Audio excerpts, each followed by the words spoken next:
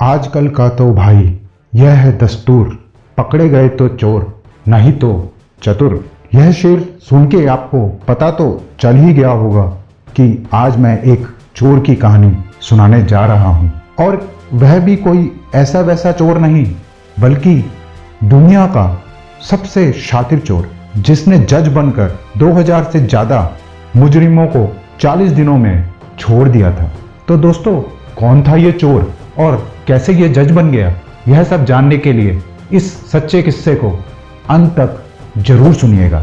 और अगर आपने मेरा चैनल अभी तक सब्सक्राइब नहीं किया है तो कृपया करके सब्सक्राइब भी कर लीजिएगा।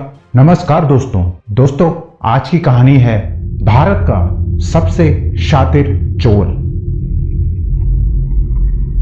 और आप देख रहे हैं अद्भुत दुनिया, अद्भुत अकल्पनीय रहस्यमय कहानियों की दुनिया। दोस्तों, साल था 1939, जगह थी भिवानी, हरियाणा। भिवानी में धनीराम मित्तल का जन्म 1939 में हुआ। बचपन से ही धनीराम पढ़ाई में बहुत तेज था। 1964 में धनीराम ने रोहतक से ग्रेजुएशन पूरी की। इसके बाद वह नौकरी ढूंढने लगा। धनीराम ने कई जगह इंटरव्यू दिए, सरकारी नौकरी के लिए भी ट्राई किया, पर कुछ हुआ नहीं। अब उसको लगने लगा कि सीधे रास्ते पर चलकर उसको नौकरी कभी नहीं मिलेगी। उसके घर के पास एक आरटीओ था और उसे पता चला कि आरटीओ दफ्तर में बहुत कमाई होती है। इसके बाद तो धनीराम पूरा दिन आरटीओ के ऑफिस में ही पड़ा रहता और देखता रहता कि कैसे लाइसेंस बनते हैं और बाकी काम होते हैं। उधर उसने सीखा कि कैसे पैसे लेकर फर्जी कागजों से लाइसेंस बनाए जाते हैं। अब धनीराम भी 2 नंबर से लोगों के लाइसेंस बनाने लगा। जब उसने फेक लाइसेंस और फेक कागज बनाने में महारत हासिल कर ली तो धनीराम को लगा कि अपने 2 नंबर के धंधे को अब बढ़ाना चाहिए। तो धनीराम ने नकली कागज और फेक कॉलेज की डिग्री का भी धंधा शुरू कर दिया। कमाल तो तब हो गया जब 1968 में फर्जी कागजों के जरिए धनीराम ने भारतीय रेलवे में नौकरी पाली और स्टेशन मास्टर बन बैठा।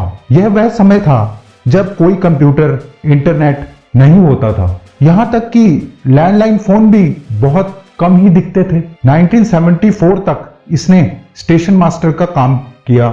इसके बाद धनीराम बोर होने लगा और उसने नौकरी छोड़ दी। अब धनीराम ने गाड़ी चुराने का काम शुरू कर दिया।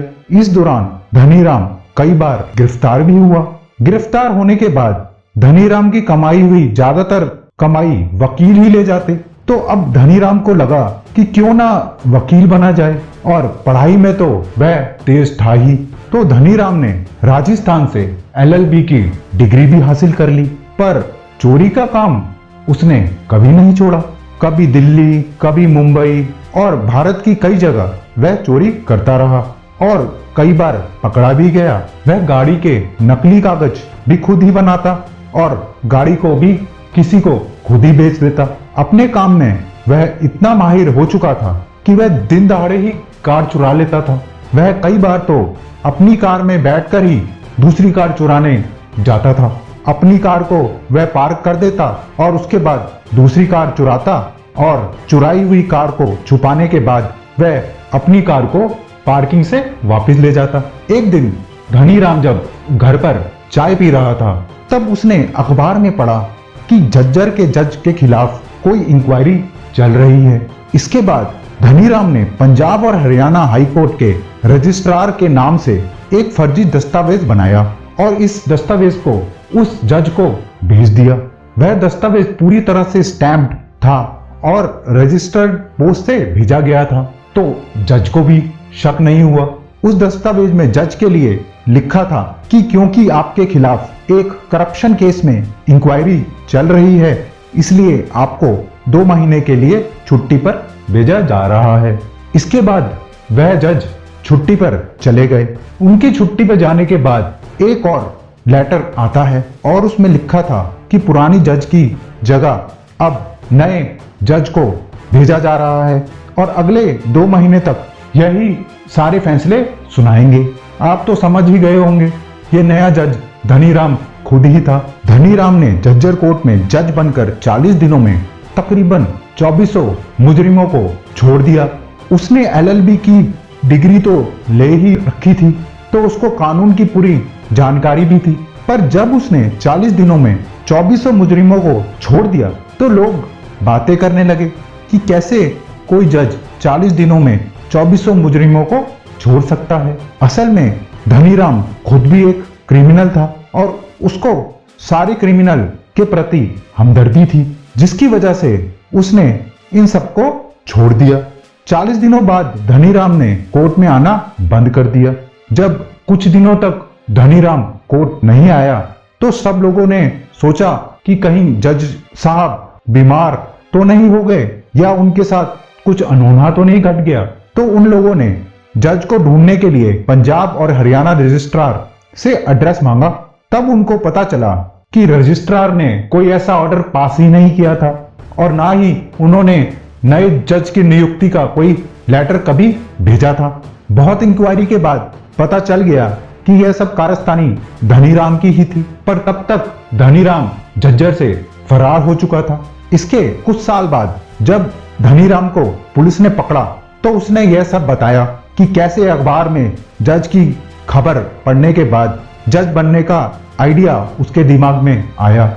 उसने यह भी बताया कि उसने सिर्फ छोटे मोटे क्राइम करने वाले लोगों को ही छोड़ा था, किसी बड़े क्रिमिनल जिसने की मर्डर या रेप किया था वैसे किसी भी क्रिमिनल को उसने नहीं छोड़ा।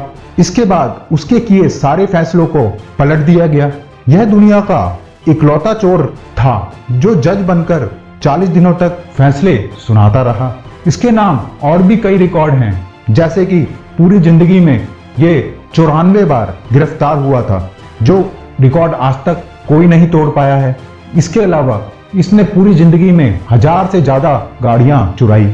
धनीराम की उम्र अब 81 साल की हो चुकी है। लास्ट बार 2016 में 3 गाड़ी चोरी करने के जुर्म में धनीराम गिरफ्तार हुआ था। तो दोस्तों, कैसी लगी आज की हैरत अंगेज कहानी? अगर पसंद आई तो मोटिवेशन के लिए लाइक और शेयर जरूर करिएगा, और अगर आपने मेरा चैनल अभी तक सब्सक्राइब नहीं किया है तो कृपया करके सब्सक्राइब भी कर लीजिएगा। धन्यवाद।